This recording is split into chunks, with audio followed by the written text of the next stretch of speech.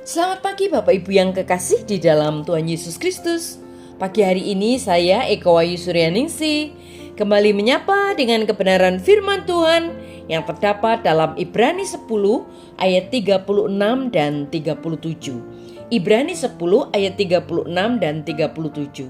Sebab kamu memerlukan ketekunan, supaya sesudah kamu melakukan kehendak Allah, kamu memperoleh apa yang dijanjikan itu. Sebab sedikit, bahkan sangat sedikit waktu lagi, dan Ia yang akan datang sudah akan ada tanpa penangguhkan kedatangannya. Amin. Bapak Ibu yang kekasih di dalam Tuhan, jika kita berkecil hati karena keterlambatan Tuhan dalam menjawab doa-doa kita, tetapi harusnya kita memahami bahwa keterlambatan itu bukanlah penyangkalan. Hanya karena jawaban atau mujizat belum datang, bukan berarti Tuhan tidak akan menjawab atau bahwa Dia melupakan kita, sama sekali bukan. Atau tidak peduli kepada kita, itu juga bukan. Itu hanya berarti Dia belum menjawab doa kita. Bagian dari menjadi dewasa secara rohani adalah mempelajari perbedaan antara tidak dan belum, antara penyangkalan dan penundaan.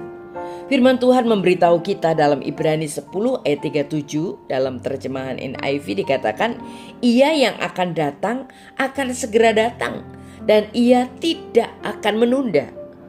Penundaan dari Allah mungkin merupakan ujian kesabaran kita. Siapapun bisa bersabar sekali, dan kebanyakan orang bisa bersabar 2 kali atau bahkan 3 kali. Dan Allah menguji kesabaran kita berulang kali. Apakah Ia melakukan ini untuk melihat seberapa sabar kita? Tidak, sama sekali tidak.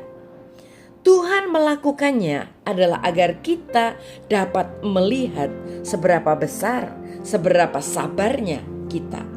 Ujiannya membantu kita untuk melihat kuasa Allah bekerja di dalam diri kita dan menguji tingkat komitmen kita kepadanya.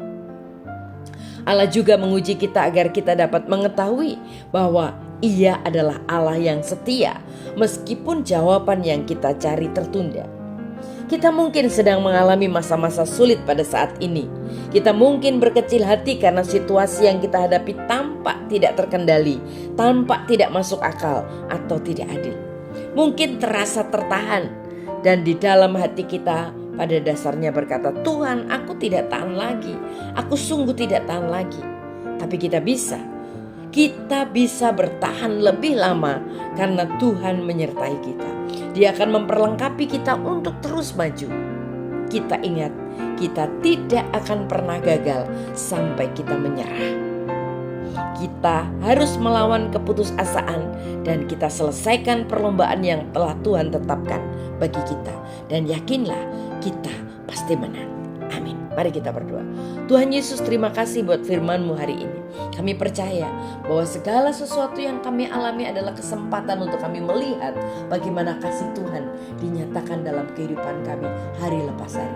Itu sebabnya Tuhan ajar kami bersyukur dan menikmati setiap proses yang Tuhan izinkan dalam hidup kami. Sehingga kami boleh merasakan bahwa Tuhan menyertai kami, bahwa Tuhan memberkati kami dan menolong kami. Dalam nama Tuhan Yesus kami berdoa, haleluya, amin.